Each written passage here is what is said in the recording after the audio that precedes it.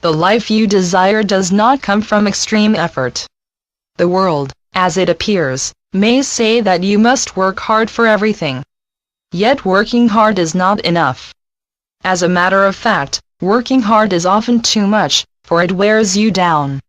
Much of the good in life you receive arrives without effort. It happens. It just happens. You may not even have been looking for it. It pops up in front of you. Clearly, it is not your effort that makes the sunshine and the rains to come. Ideas that come to you do not arise from strain. Straining prevents ideas from arising. When ideas arise, they pop up the way a daisy pops up. Joy often seems to arise as a byproduct. You may well not have set up joy as your main objective and have been striving for it. How do you strive for joy? Joy and strive are not in the same ballpark. In order to chop wood, you're applying yourself, and it is physical effort, yet chopping wood can feel good to you. By the same token, many who exercise in the gym apply themselves, and they sweat, and yet, they enjoy themselves. It feels good.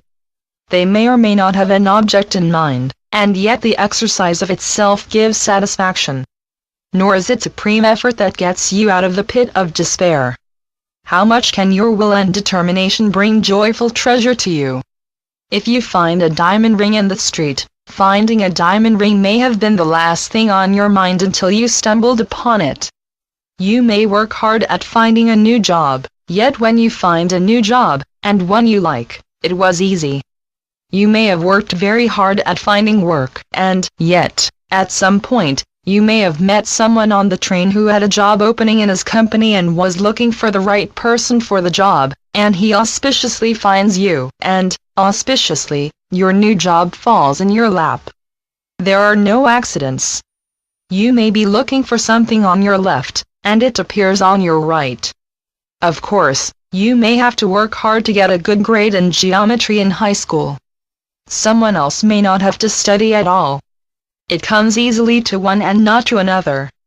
If you work very hard at studying, you make this decision to work hard for a good grade. We could call that outer motivation. At the same time, there is something about studying so hard that makes it worthwhile for you, or, then again, it may not. It is not that you are to be performance-oriented above all, yet performance also has its place in life. There can be joy in tossing up 3 oranges in the air and catching them and tossing them up again in a certain progression, and catching them in mid-air again in a certain progression. Yet living life has not always been fun for you. By and large, when you are tense, you do not enjoy. Tension seems to ignore joy and make it tough. How can you be swept up in joy when you are tense? I am speaking of life and not a performance in a play. Of course, you can be tense at giving a speech and do very well, so, after the fact, you enjoy remembering the occasion for years to come. It can be that you grew up with the understanding that life was meant to be a struggle, that life perhaps was meant to be a struggle between what you would enjoy and what you are obligated to do, and you haven't quite figured it out yet. Life is not supposed to be one way or another, yet life is also your choice.